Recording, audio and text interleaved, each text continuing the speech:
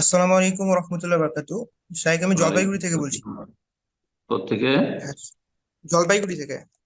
আচ্ছা, শাইখ, আমার প্রশ্ন বলো। হচ্ছে যে আমি আমি যখন বাথরুম থেকে আসছি, মানে উজু করে আসছি এবং তার আগে পেচ্ছাপ করলাম, কিন্তু যখন নামাজে দাঁড়িয়ে গেলাম সুন্নাত সালাত গুলো আদায় করছি, তখন মনে হচ্ছে যেন কিছু একটা মানে লজ্জাস্থান থেকে বেরিয়ে গেল।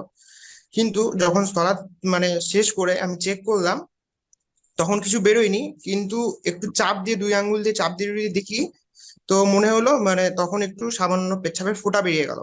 অথচ হুম, পেচ্ছাপটা আমার ভেতরেই ছিল, মূত্রথলি থেকে বেরিয়েছে কিন্তু ওই নালীর মধ্যেই ছিল সলাৎরত অবস্থায়। তো এই হুম, অবস্থায় কি এই সলাৎটা কবুল হবে? সালাত হয়ে যাবে। এটা অসমস্যা। একটু যে মনে হচ্ছে এর ভ্রুক্ষেপ করতে হবে যতক্ষণ নিশ্চিত না হবেন যে কিছু বেরিয়ে গেল। হ্যাঁ, লায়ান সারিফ নবী সাল্লাল্লাহু লায়ান, অতক্ষণ নামাজ থেকে ফিরবে না, মানে নামাজ ছাড়বে না।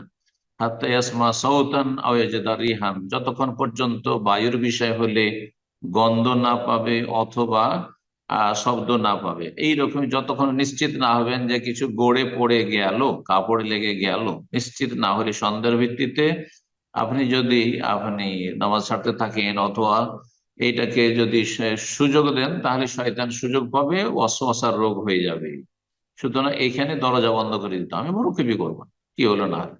তবে একটি কথা মনে রাখবেন, আজকালকার যুবকরা যে অনেকেই কিন্তু ধরেন খারাপ ছবি দেখছেন বা মহিলাদের ছবি দেখছেন, কোন সিরিয়াল দেখছেন, অথবা কোনো মেয়ের সাথে কথা বলছেন, অথবা বিবাহিত স্ত্রীর সাথে কথা বলছিলেন নামাজের আগেখানে, আর তারপরে উজু করে এসে নামাজ শুরু করেছেন। তো স্বাভাবিক মজি বের হইতে পারে, আগে থেকেই কাছাকাছি এসেছিল, এখন বেরিয়ে যেতে পারে। তো এইরকম পরিস্থিতি তৈরি করবেন না। নামাজের অনেক আগে থেকে সতর্ক সাবধান। নামাজের আগে আধা ঘন্টা আমি স্ত্রীর সাথে আলোচনা গল্প করবো না।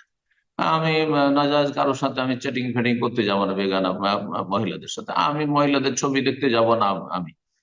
তো এগুলো থেকে বেঁচে থাকতে হবে। আপনি এগুলো করবেন আর তারপরে বেরিয়ে আসবে আর বলবেন যে আমার নামাজ হবে কিনা, না তখন আল্লাহর পানিশমেন্ট হইতে পারে যে নামাজ হবে না। তুমি অবহেলা করেছো নামাজ সম্পর্কে, নামাজের যত্ন নাও না, তাহারা পবিত্রতার যত্ন নাও না। জি, জাযাকুমুল্লাহ খাইর। আসসালামু আলাইকুম। ওয়ালাইকুম একটা আসসালাম ওয়া রাহমাতুল্লাহি ওয়া বারাকাতুহু। জি, আমি বলেন। বলতেছি, আল্লাহুম্মা গফিরলি মা কদ্দামতু ওয়া মা আখখারতু ওয়া মা আসরারতু ওয়া মা আ'লানতু ওয়া মা আসরাফতু ওয়া মা আনতা আ'লামু বিহি মিন্নি, আনতাল মুকাদ্দামু ওয়া আনতাল মুআখিরু লা ইলাহা ইল্লা আনত। এটা সহিহ কিনা এবং সালামের পূর্বে বলা যাবে কিনা?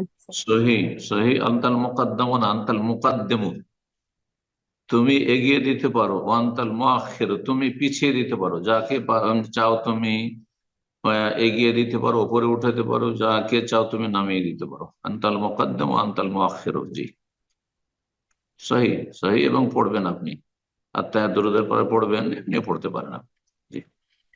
এ পর্যায়ে প্রশ্ন। তওবা ইস্তিগফারের জন্য আল্লাহুম্মা মাগফিরলি মা কাদ্দামতু ওয়া মা আখারতু, যা আগে করেছি, পরে করেছি, লুকিয়ে করেছি, প্রকাশ্যে করেছি, হ্যাঁ, সব সব গুনাহ, সমস্ত রকমের গুনাহ, আর তুমি যা বেশি জানো আমি জানি না, সব মাফ করে দাও। সুন্দর দোয়া। জি, সহি দোয়া।